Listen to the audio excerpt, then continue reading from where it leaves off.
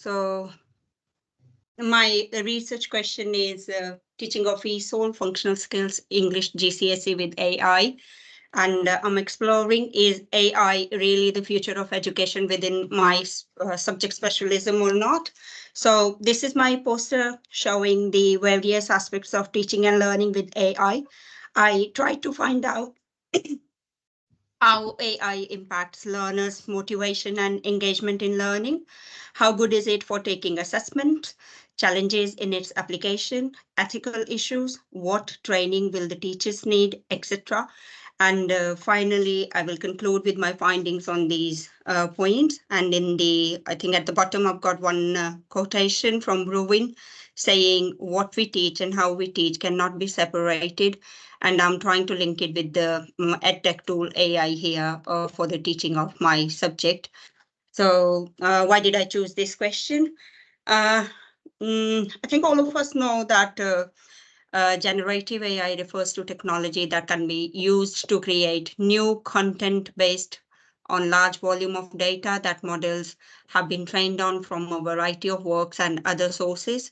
ChatGPT and Google Bard are generative artificial intelligence tools built on large language models and that can be used for answering questions, complete written tasks, respond to prompts in a human-like way, and lots of other features like audio, code, images, text, simulations, videos, etc. And I think it's already making a very positive impact across the society as well in everyday life.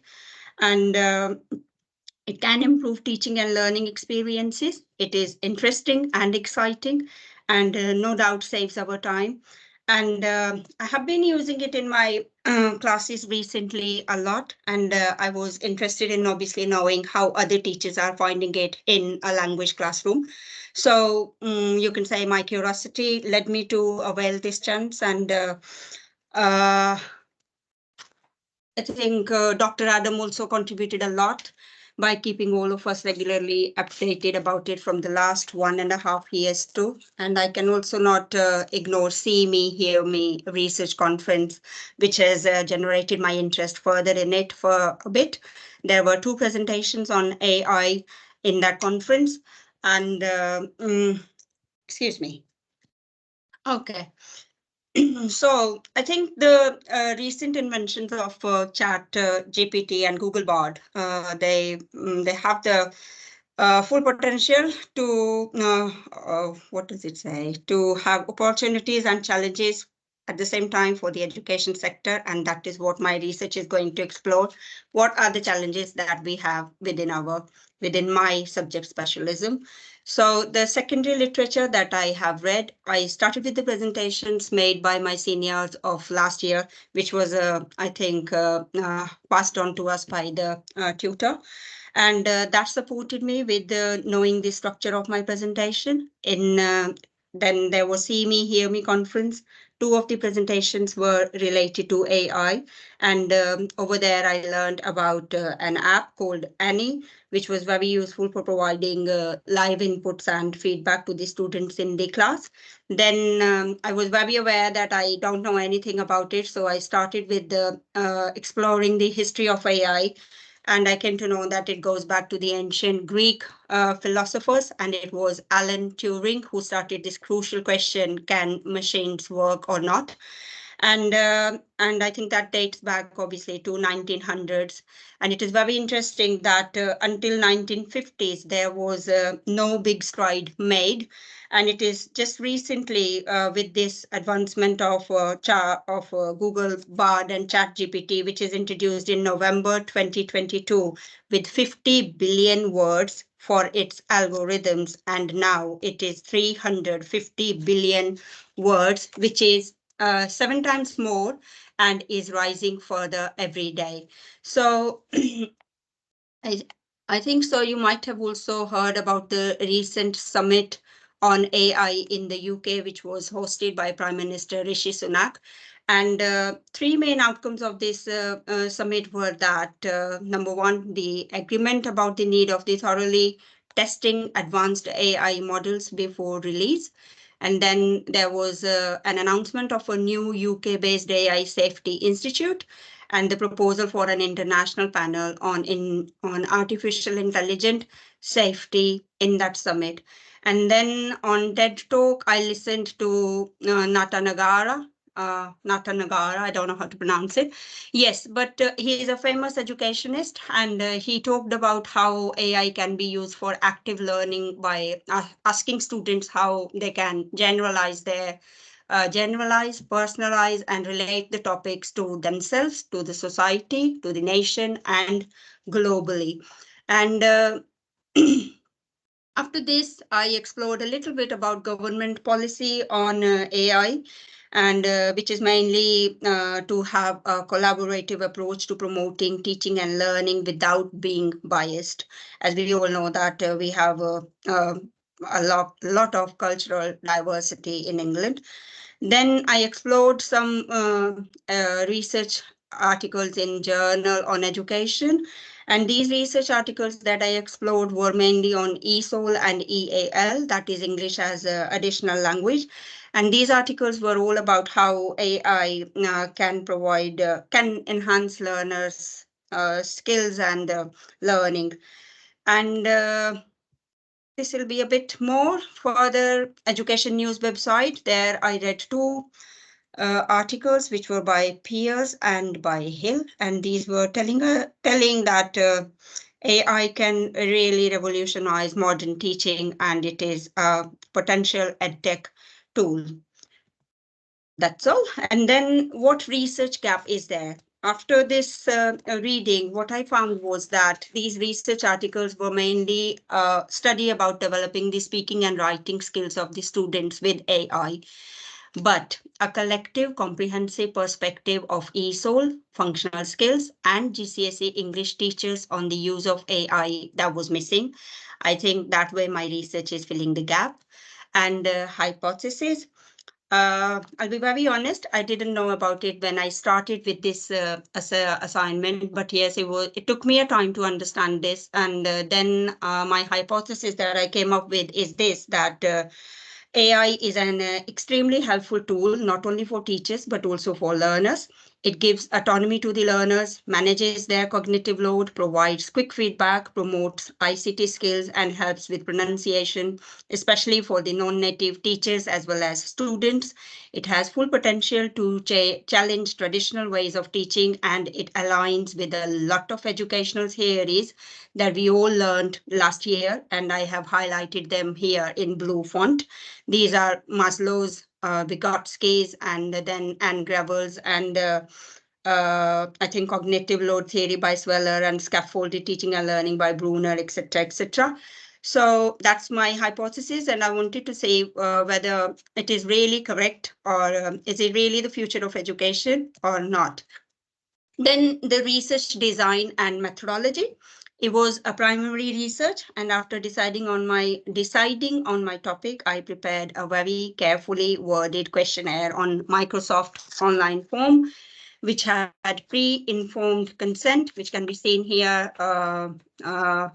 I don't know, just below the date, and before the participation. I think I designed too many questions. I should have restricted it to perhaps 7 or 8 questions only. That's what my reflection is.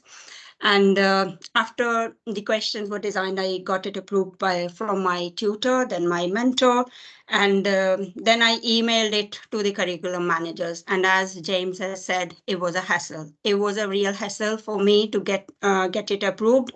It took me days, and obviously I was getting scared what will happen and all that. But yes, Dr. Adam helped me with that.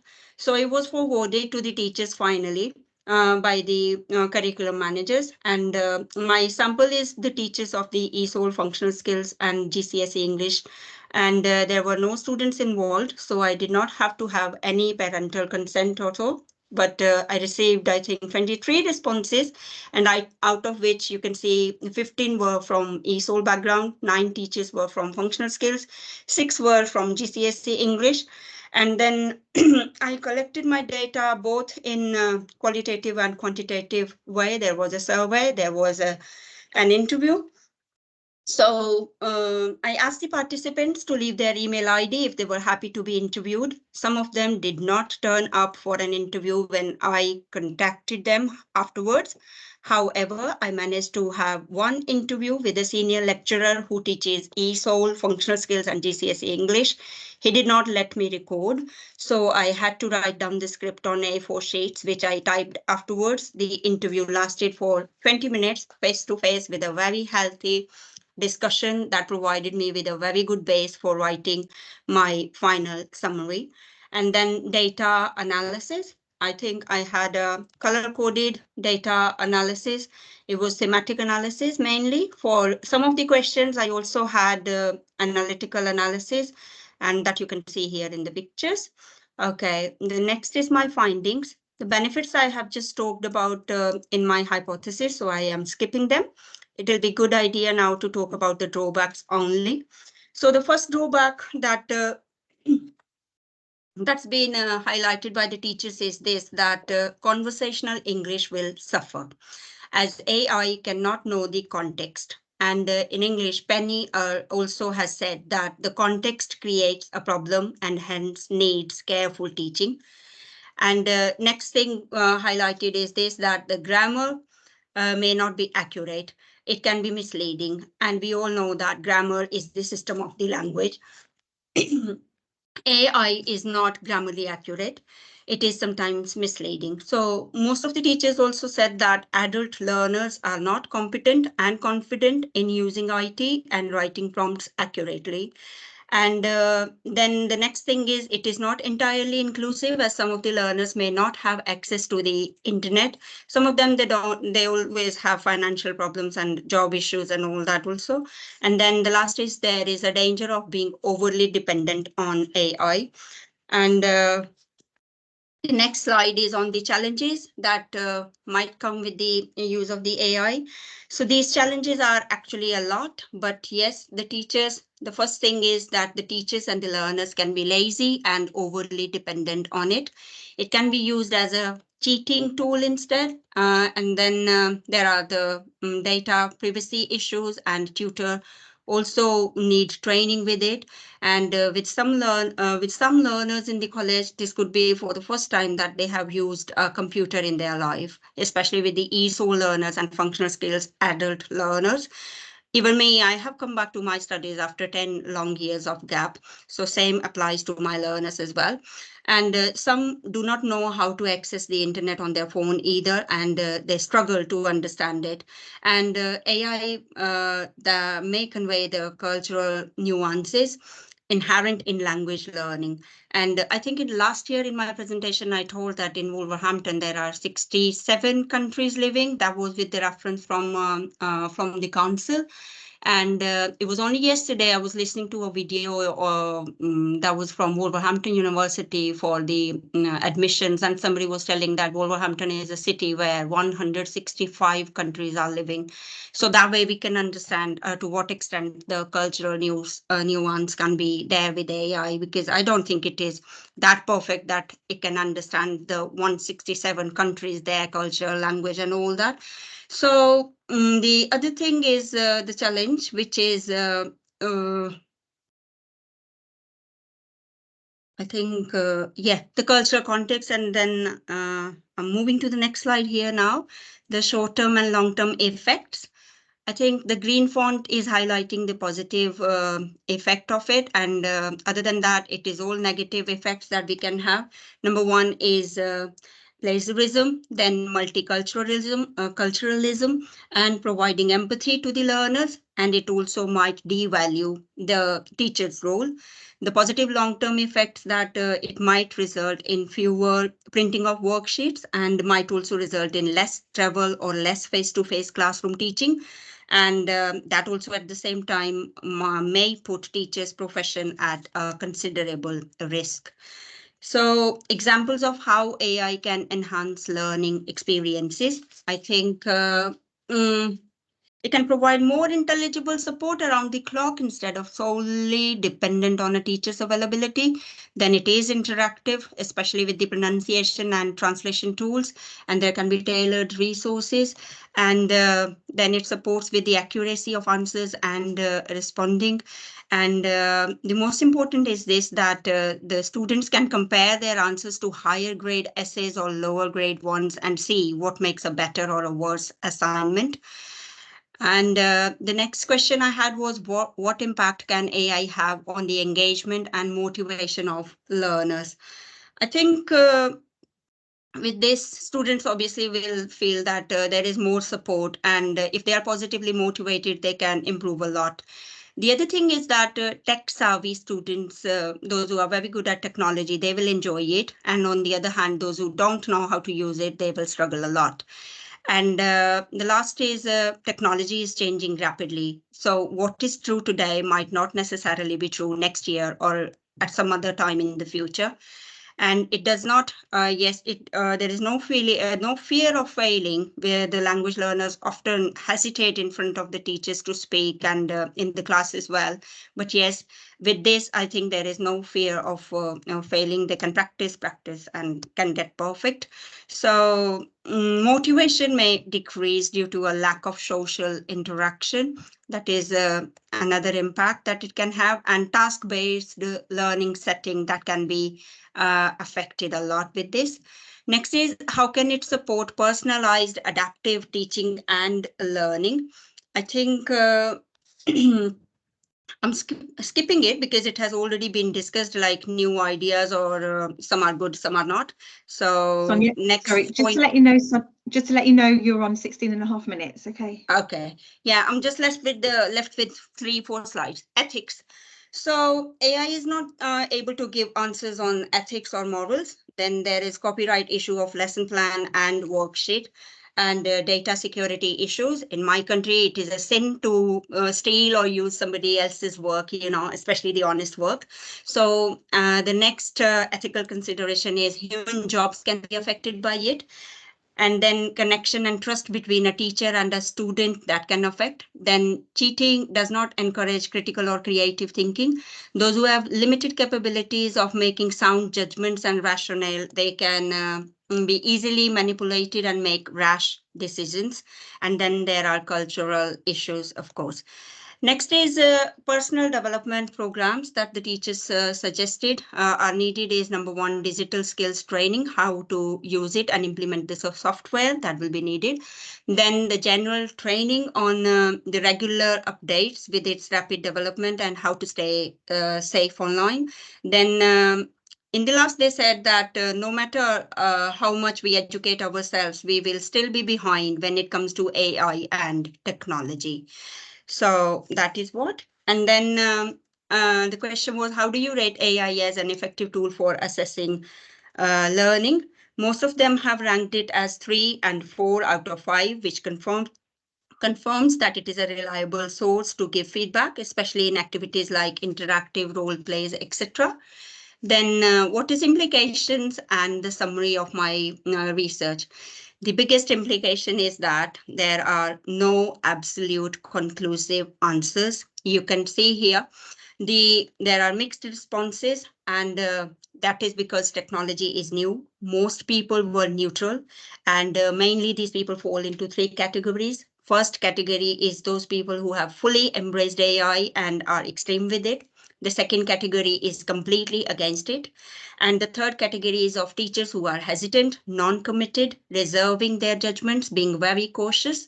We don't know what motivated their responses, but I think they can go one way or another. It is very early days. So follow-up will be the interviews with these people. So to summarize, AI should be used as a supplement as it redefines the teacher's role, but it should in no way be a replacement for the teacher. AI can never replace the feedback that the teacher provides to his or her learners because of the human element in it. And the technology is value free. We all know that. And I think we should not be too hasty to adopt these AI tools before giving them due consideration.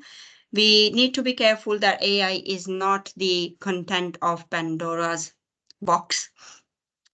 So I think this quotation is always the best one when Rita says, every child deserves a champion and adult who never gives up on them.